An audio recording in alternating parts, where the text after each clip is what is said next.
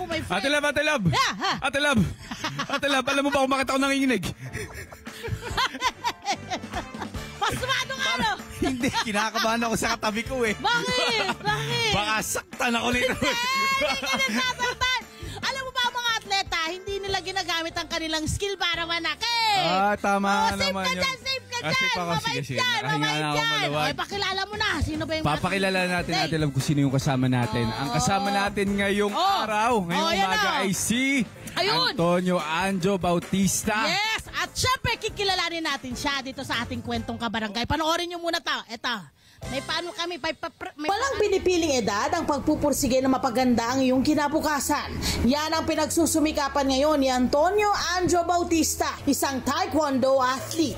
Sa edad na 16 years old, determinado ngayon si Anjo na mag-training at masasain pa ang talento sa pagta-taekwondo. Hindi lang para sa sarili, kundi para na rin sa kanyang pamilya.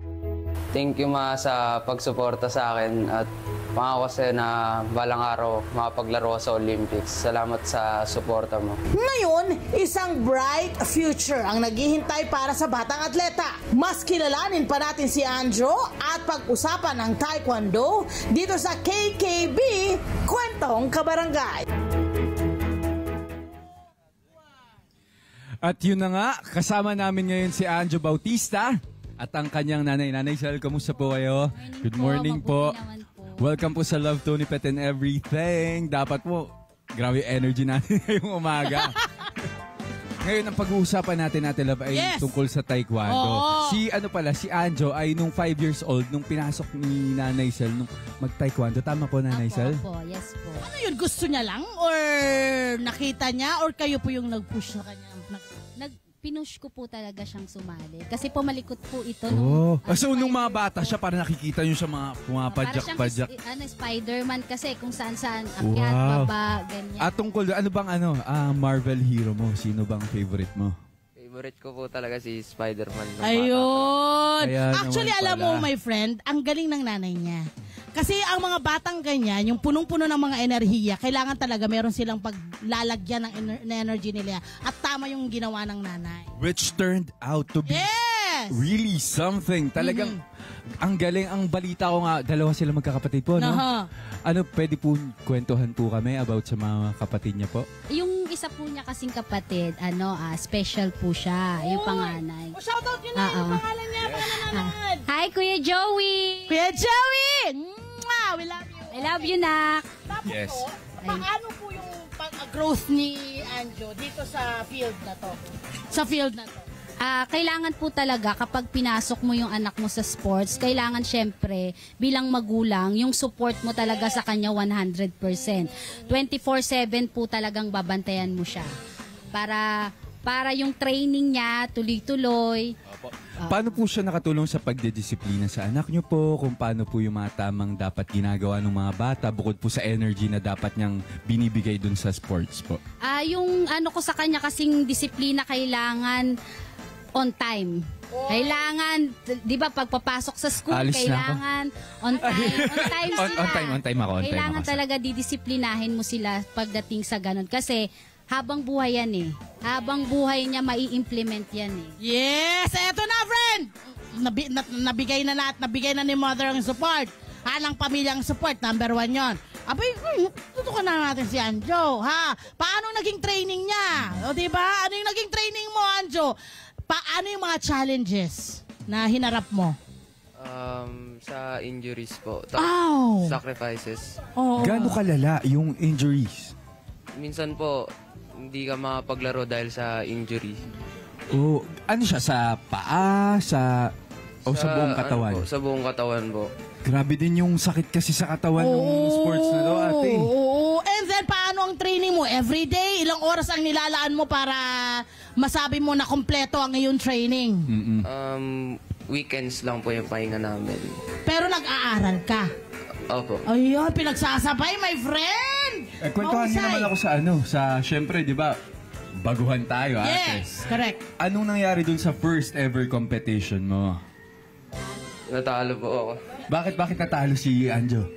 First time po kasi, tapos di pa po ako sanay. Pero Kinakabahan pa po. ano ang natutunan mo from that first loss? Ano yung natutunan mo? Siguro yung confidence po na nag-improve sa akin. Yes! At nakita mo na marami ka pang pwedeng i-improve sa sarili mo. At na-push ka to train more, diba? Opo. Yun yung nakita mo. At ngayon, my friend, siya ay nagwagi. Kakapanalo lang niya, diba? Anong napanalunan mo? Flex mo sa amin yan. Gusto namin marinig yung napanalunan mong kompetisyon. Nung last time po sa Clara Amit, nanalo po gold. And ngayon po, palarong pambansa qualifier po.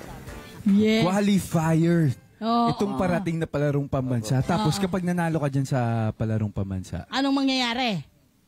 Ano po?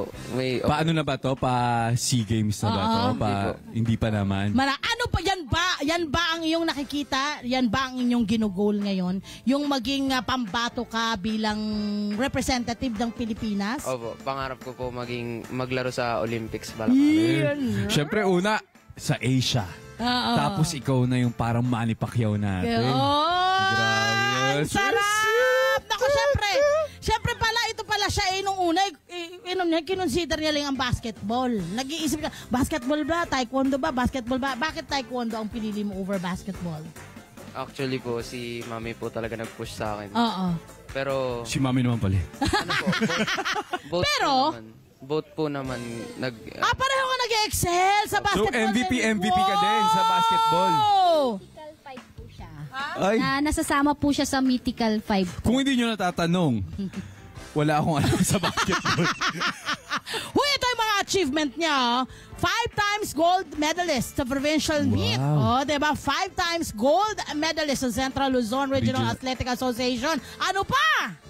Ano pa ang meron siya? First time? Makakasama. Ay, ang dami niya palang mga achievements. Sa palarong pambansa atin, Correct! yung pinento niya kanina. Grabe. Gaano ka kabisi sa training? talagang ano po, minsan sacrifices sa family gatherings. Pero sa school? Ayun po, minsan po hindi mo mabalance kasi kailangan mo mag-focus talaga sa Anong year ka na ngayon? grade. This coming year po. This coming year, anong grade ka? Grade 11. Grade 11. Senior Okay. high ate. Sa mga kabataan na gustong maging katulad mo, ano ang dapat meron sila para marating kung ano man yung mga nararating mo ngayon? Anong kailangan nilang gawin? Siyempre, ano po, importante po sa lahat yung disiplina. Okay? Kahit tinatamad ka Oh, yes. gawin yung isang bagay, gagawin mo pa rin. At makinig kay Nanay Sel. Yes! Importante po talaga, sundin yung magulang. Yes! Pero pakinggan din ang anak. Parang hugot na hugot ka doon, ate. Hindi, may gusto ko itanong kay Anjo, ate. Ano? Sa, di ba, syempre, may mga sikat na school ngayon, universities. May school ka bang tinitingnan na pag-apply ng scholarship? Syempre, for sure, pinag-aagawan na to ngayon pa lang. May mga ganun ba? gusto May ka ganun bang ka bang pasukan na goal? school? Ano po, like, ano pong school? Like Kolehiyo, university. sa Pag kolehiyo. college ka na. Lasal po. Yun. Ayan! Naku, palakpakan natin si Anjo at Nanay Sel! Hi! Sumama mo dyan na profile, mga Kanet 25. This is Love a New Verbo. For more love, Tunipet, and Arafang updates, just click the subscribe button and follow us on our Net25 social media pages at Net25 TV and Net25 Entertainment Facebook. See ya. I love ya.